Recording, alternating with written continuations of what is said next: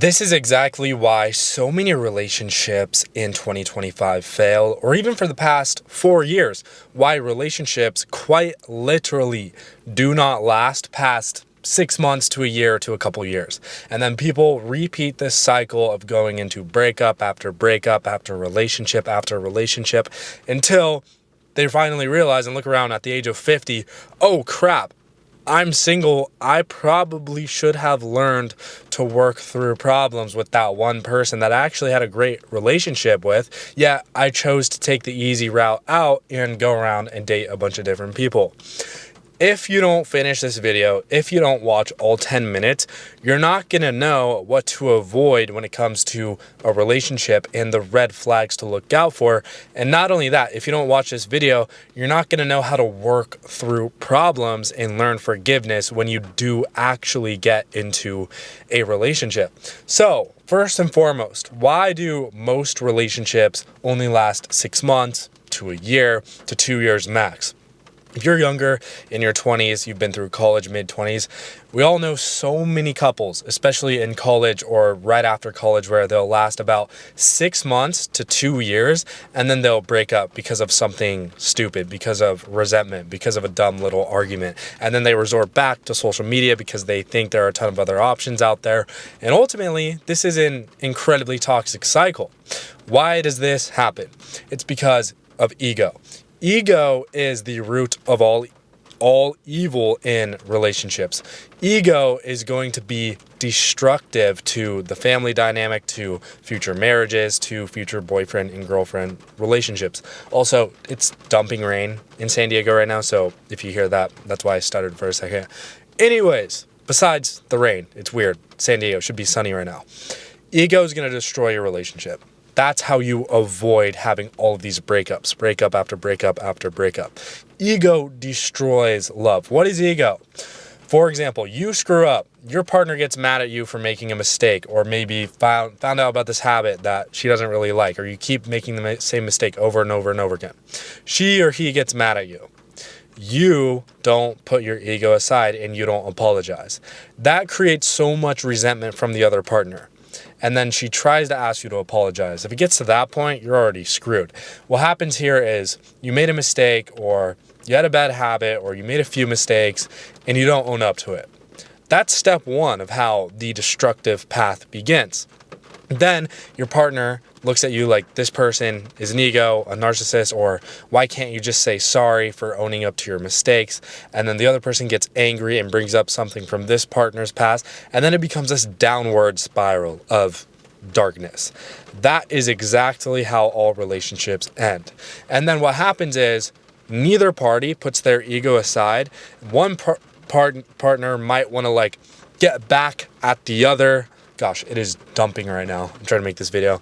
One partner might try to get back at the other partner because they don't apologize and might go behind their back or do something. And again, this downward spiral. And then ultimately what happens is, because neither party is apologizing or owning up to their mistakes or trying to work on or fix what they can improve, ultimately the other person doesn't feel loved. And then they stop doing the little things, like say a dude buys his girlfriend flowers twice a month. She never apologized for such act. He starts to resent her, and then he stops buying her flowers, and it's been 6 months. And then she goes, wait, I haven't gotten flowers in 6 months. Does he still love me? He hasn't taken me out on a dinner date in 7 months. Does he still love me? All of a sudden, the downward spiral begins. So a lot of breakups are just a series of 200, 300 to 1,000 little things built up over time of ego and people not apologizing and people not showing love or putting in effort, built up over a long period of time to the point where it's like a dam, right? It starts to overflow. A bunch of water pressure gets close to the dam, and soon enough, that last drop of water, boom, the dam explodes everywhere and the whole city becomes flooded.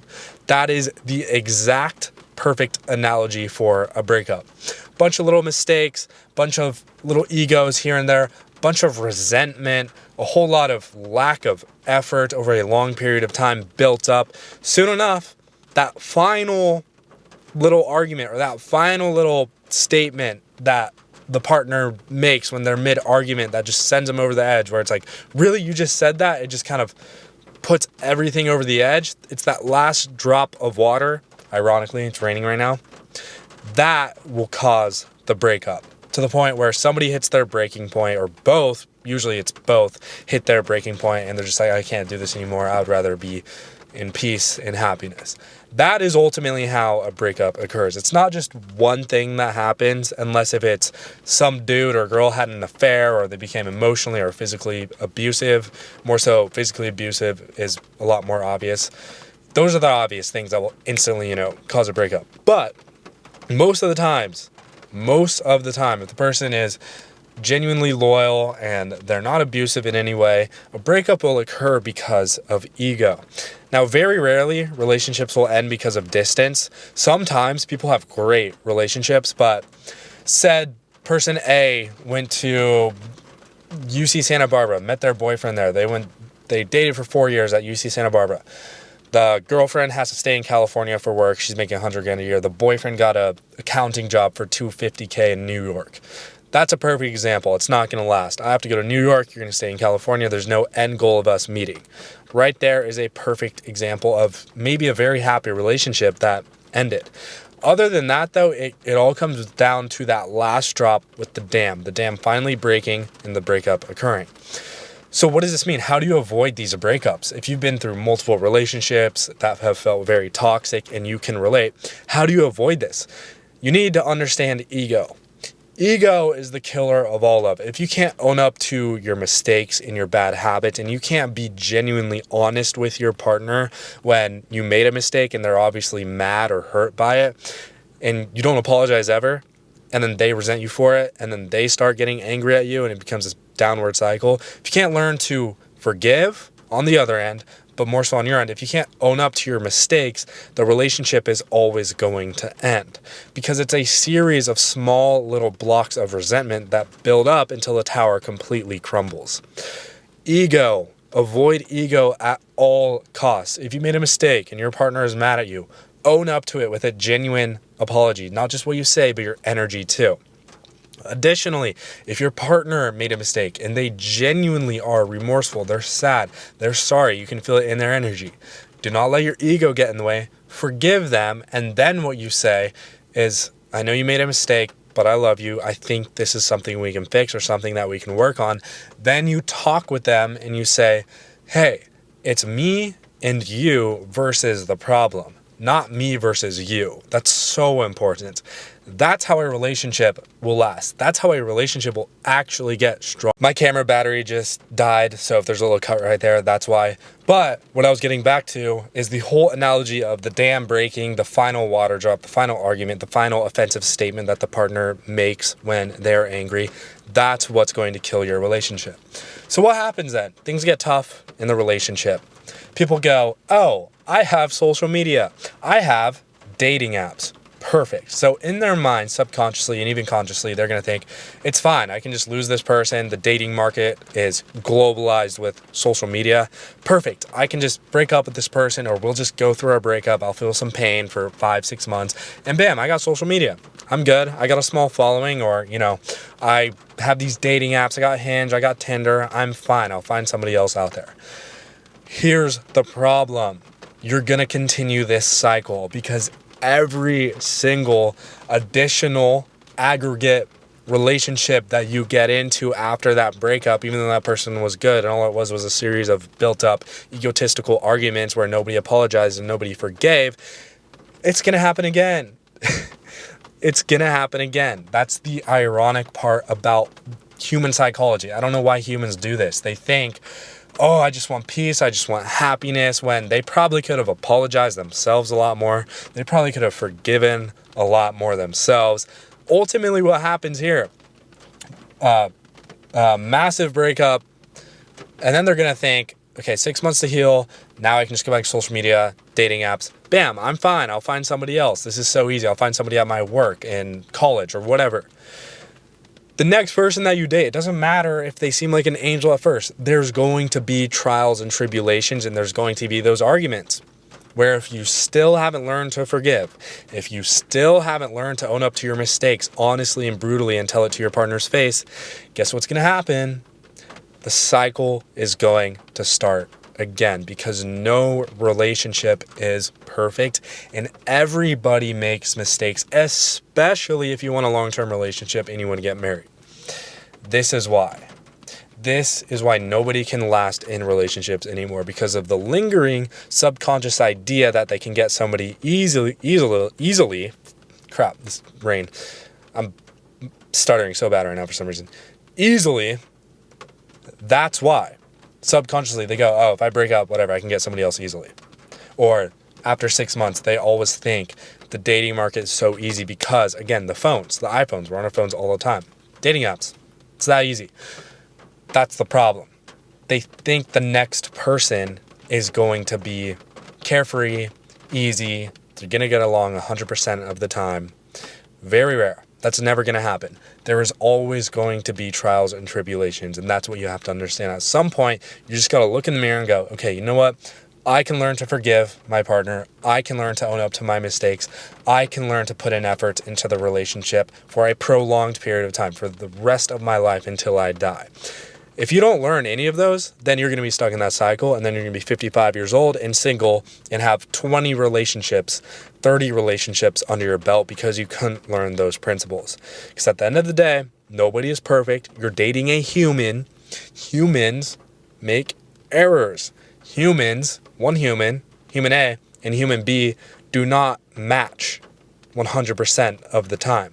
Human A and human B are different in a lot of ways, no matter who they are. Even if they have the same political worldviews, the same morals, values, they both work out.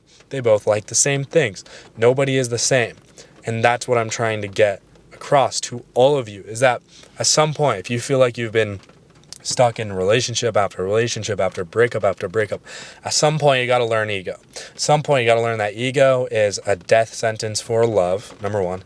At some point you got to learn forgiveness. If your partner genuinely comes forth to you after a mistake or whatever it was and they apologize sincerely in their heart, you got to learn forgiveness rather than putting your ego up here and saying, no, screw you, I'm out.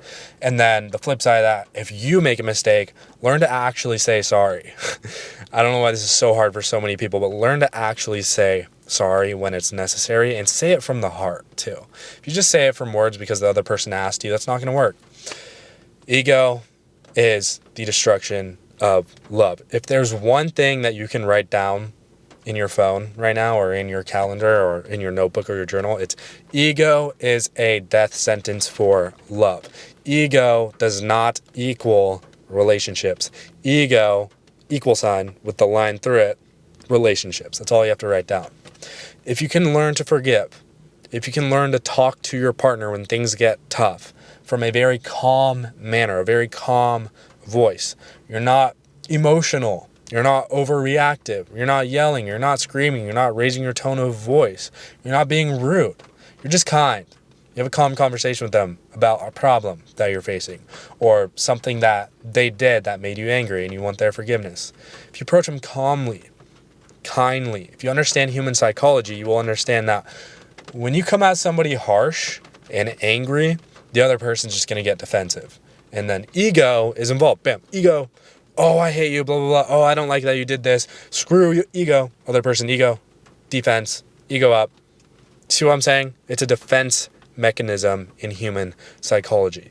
So the best thing that you can do, the best principles, the 3 principles are: 1, ego is the death of love; 2, forgiveness is essential; and 3, apology is essential when necessary. That is how you're going to be in a long-term relationship. If you don't do those things, every single relationship is going to have a challenge, and if you can't learn to put your ego aside during those challenges, it's going to end in a built-up of arguments that lead to a breakup. Thank you guys for watching my little TED Talk here. Sorry for stuttering a little bit. The rain got rowdy. Please subscribe and like. Thank you guys for watching.